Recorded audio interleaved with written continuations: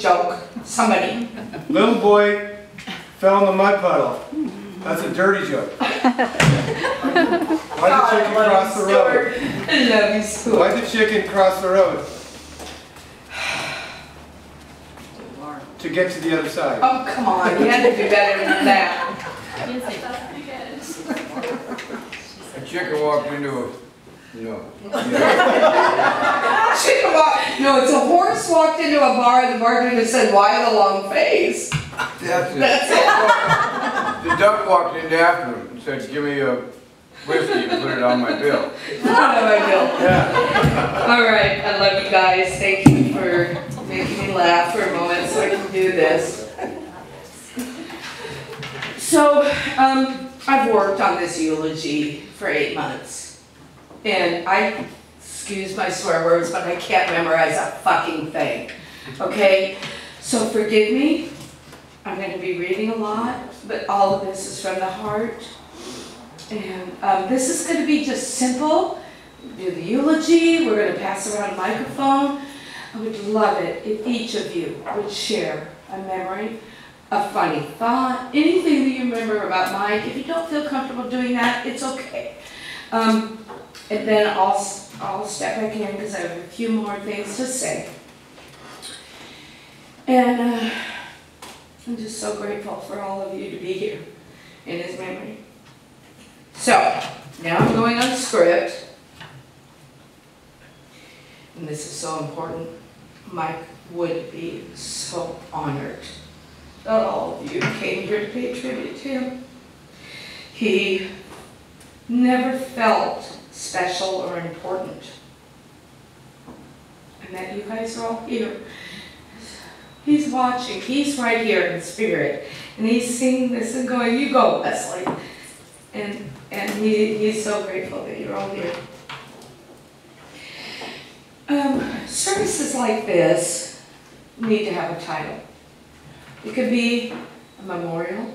It could be a funeral. It could be a celebration of life. I didn't know what to call it. I didn't know what to call it because Mike was so sweet, so special, and none of those titles were enough. So it's all those things, but it is what we feel about him. And I think all of you feel that way, Lisa. I know you do. I know you know my... Gosh. I'm really afraid to screw this up. Because laminated, I got it. I can mark off what I did. So if I'm coming across as a little bit, what's the word? A little bit robotic, it's only because I'm trying to read this. But everything that I wrote is what I feel from my heart, from him, for him.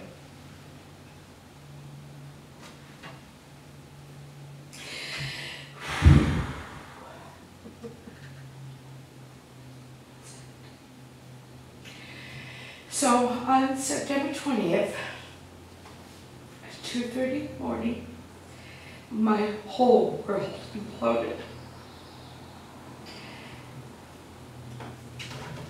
I had to think about breathing. I didn't know how to breathe, and it took me a while to figure that out. I didn't even care at that point. I'm blessed with an army of friends that you're all here. They have held me up. All of you have held me up. And I was in Southern Oregon, but your texts, Nancy, Lisa, Mom, Mary, Stuart, Julie, Kelly, Janet, Jill. You kept me going. All kept me going. I couldn't do it for myself. This is a day to celebrate his life. I'm not focusing on the one day he died. in celebrating this beautiful, unbelievable, sweet soul. And you all were there for me. I can't thank you enough. I don't know what I did to deserve these incredible friends that I have, but you're all here. Forgive me, I'm a wuss. So for those of us, and I'm going to start reading now, it'll distract me. For those of us here today who were raised on Mercer Island, there is not a single one of us that was not touched by Michael Bouillon in some way. His sense of humor, that smile, lit up a whole room. We enjoyed being around him. His own fondest memories were of his junior high and high school years. He loved his friends, and he enjoyed everybody, and he laughed out loud, and he would tell a story, and before he got to the punchline, we would be laughing because of his infectious laugh.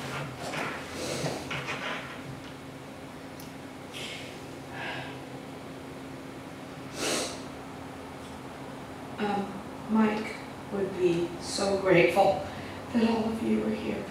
I think he's watching over me right now. He was my biggest fan, no matter what I did. He was my biggest fan. And I think he's watching over me right now going, yes, that's my girl, that's my girl. Good guy. Bobby, I want to thank you so much. My friend Bobby, who was our sound man in magic class. It took me 6 months to write a song list. And the story behind that was, I found out after Mike died, his AA sponsor texted me and said, I missed out on going to any prom, cholo, homecoming with Mike. And I told that to Mike, and he felt horrible about that. So I didn't know this, but he had decided last November on my birthday, he was going to put up white lights around the living room, and he made a song list, and we were going to have, and he bought me a dress. And we were going to have our own poem and slow dance together. Sadly, he died before that, but I went on his desktop and I found that song list. And so the songs you're going to hear after we're done, after I'm done, many of them are the songs that Mike picked.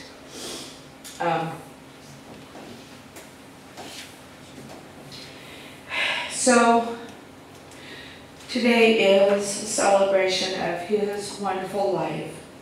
He lived 60 years, 2 weeks, and 1 day. It is my honor.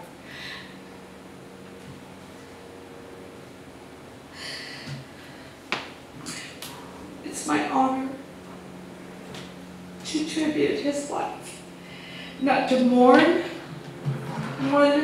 the one sad moment when he died. So I'm going to tell you a few of my stories about Mike, and hopefully you'll be touched by these things. That sweet soul. So, Mike grew up in a beautiful, beautiful Mercer Island neighborhood with many blessings. He was born a very sensitive soul. He was so soft. And then he became really popular because he was so freaking damn cute. He and his brother Lindy told me the Bouillons were these bronze gods. I've never seen a more beautiful person than Mike when the day I met him in 8th grade. That's not why I fell in love with him. I fell in love with him because he had this soft voice, because he had this kind heart and you could feel it instantly. It wasn't what he looked like, but goddamn, he was gorgeous. So was Linda. fell in love instantly because there was this beautiful soul, and you could feel it. You just could feel it. Like I said, the Bouillon boys were beautiful, right, Phil? Bronze, tan.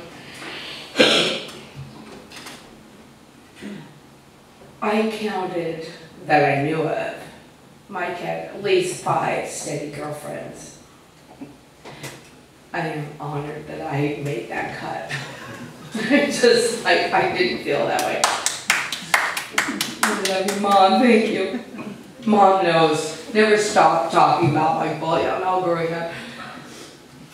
Mike and I, and Jay Salmon, and Lisa. Mom and Larry went somewhere. The Chrysler Newport was in the carport, and we backed it out, and I backed it in the corner to get the support for the carport. And that was right before we were trying to go to Peace Mass, remember? 7 o'clock every Wednesday night at the Episcopal Church. And I only went so that maybe I get to hold hands, because at the end you hold hands. I only went to hold hands with Mike. So, Mike cared very deeply about everyone he knew. If Mike was your friend, he cared about you. He also cared so deeply about animals. You know those ASPCA commercials that just drop you to your knees, you know, these animals, these dogs that are being abused in foreign countries, whatever. So anytime that came on TV, Mike would grab the remote and change the channel, because he would drop in tears. He would just cry his eyes out. He couldn't deal with it. We had a dog, Charlie. Charlie died last year too. Charlie could not deal at all with fireworks. So New Year's Eve, 4th of July, Charlie would run into the hallway bathroom. And that's the only room, there was no window, and it was the center of the house, and Charlie would go in there and just shudder and shake. Mike would go to the master bedroom and get a pillow and a quilt. Go and lay on the floor with Charlie until, and it's like 3 hours after everything stopped, Charlie would still be shaking, and Mike would lay in there with him. That's how kind this man was.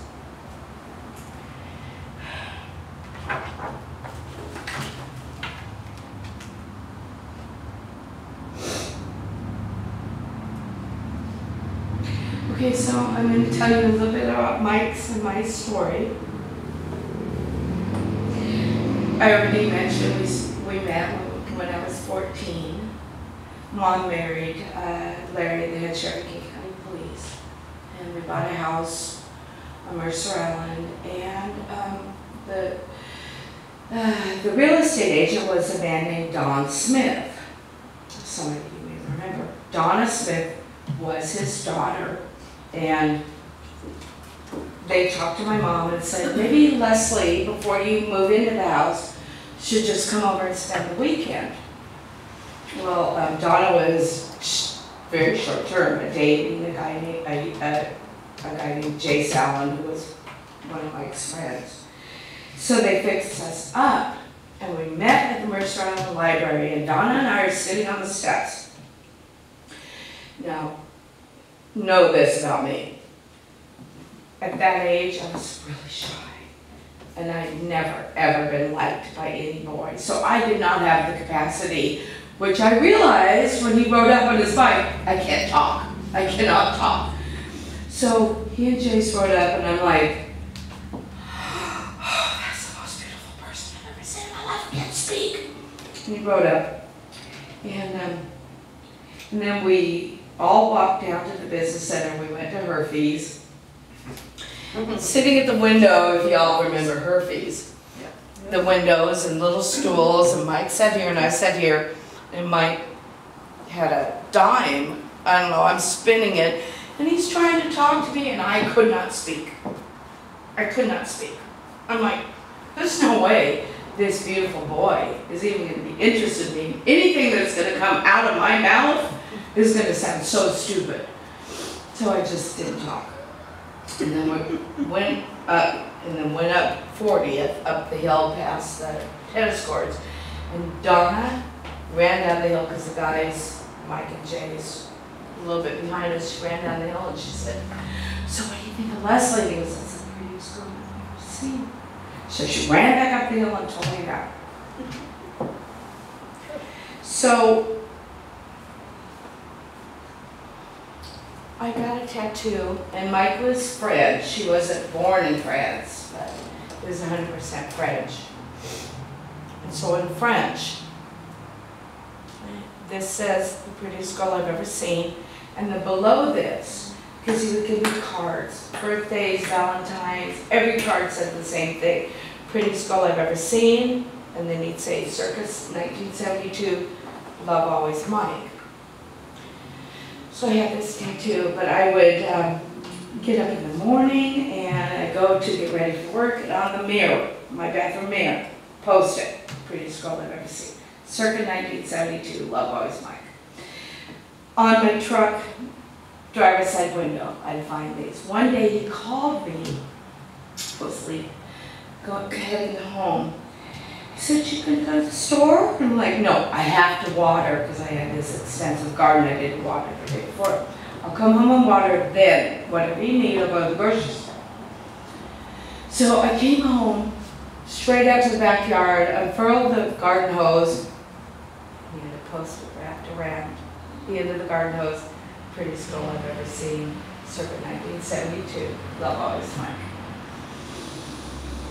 I was so blessed. I had a man that loved me so much. Okay. Oh.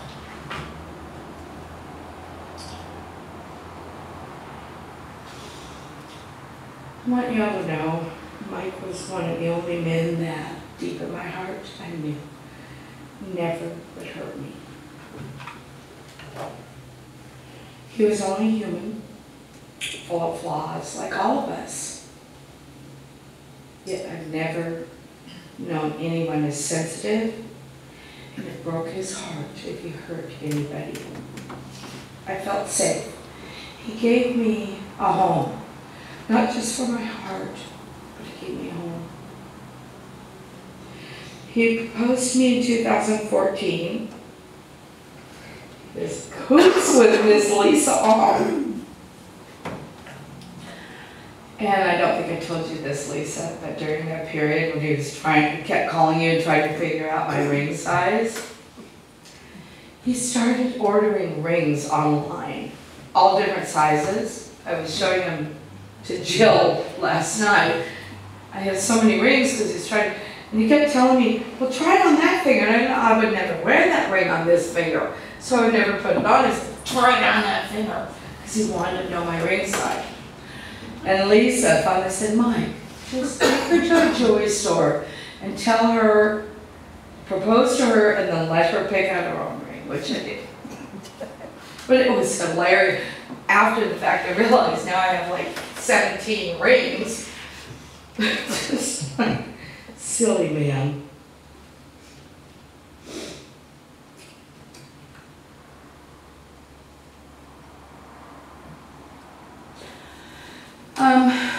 Mike's career. He was with Como intern for less than a year when they called him into the office and he thought he did something wrong. And they offered him to be a senior news director at 23 years old. That's amazing. That doesn't happen. He was the best. Some of you may have seen the videos I posted of him directing the news. You watch him doing that, and he is just skilled, talented, and exactly what he's doing. But I watch those, and I've gone to Como, I've gone to CBS in Sacramento, and sat behind him and watched him. And I felt like, this is more difficult than being an air traffic controller. I mean, it was amazing what he was able to do. You know, he's earbuds in the anchors, probably 20 to 30 cameramen in the field, all controlling them, be ready. He would say, Kathy's dancing, referring to Kathy Gertzen. She was, you know, spinning until they got the shot in, and he knew which cameraman he was going to next, talking to producers. He was amazing.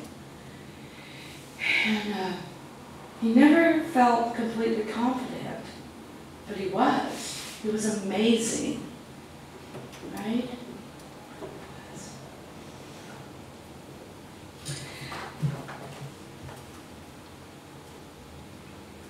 I could never multitask more than 4 things at a time, ever. If I'm on the phone and try to pour a glass of milk, I'm gonna have to set you down. Oop, I gotta grab a glass. This man, not only kind, sweet, funny, he was brilliant. And I'm just so honored that he loved me. I'm so honored that he found something in me that he thought. So, he made my birthdays very special. I love the color turquoise. And Charlie, Mike, could not cook eggs and bacon, and God forbid toast. It would take 3 hours, but eggs and bacon, 2 hours.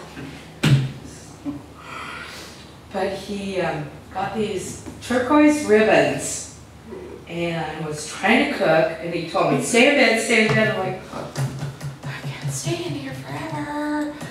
And he put these ribbons on Charlie, and then 10 birthday cards tied around Charlie's neck. And then finally, when he finished making my meal, he's like, go in front of me. Charlie's walking in front of him. Mike's carrying this tray, bringing me food in bed. And my dog has all these cards hanging from his neck. And Charlie jumped up on the bed, and I actually just took the collar off Charlie's neck because, and then I read all the cards, but Charlie jumped down and was like, hey, I'm free, shaking. And Mike's so proud holding this tray of badly cooked eggs and some, he burned half the bacon, so I only had 1 strip of bacon. But it was so sweet. And then he ran down the hall and grabbed a dozen red roses and brought them. That's what he would do for me on my birthdays. He would try so hard. So, Mike thrived at the controls and the news as a news director, yet he could not solve simple things at home. So, for example, Mike ordered and we got shipped this very, very elaborate, expensive printer. So I'm in the bedroom, and our office was the next room down, and I can hear Mike. He got it set up, and then I hear this slam, slam, and I'm telling you for an hour, but I didn't go in the room. I thought, nope, nope, nope, nope, I'm not going to do it. Let him handle it. An hour later, he comes into the bedroom and stands there at me, and he goes, send it back. That piece of yours doesn't work. And I said, well, can I look at it? He walks out of the room, he comes back, and he goes, why? And I said, well, maybe a new set of eyes? No! And he walks out of the room, and then he comes back, and he goes, okay, but if you figure this out, I'm going to be so pissed. So very, very cautiously walked into our office, and he was standing behind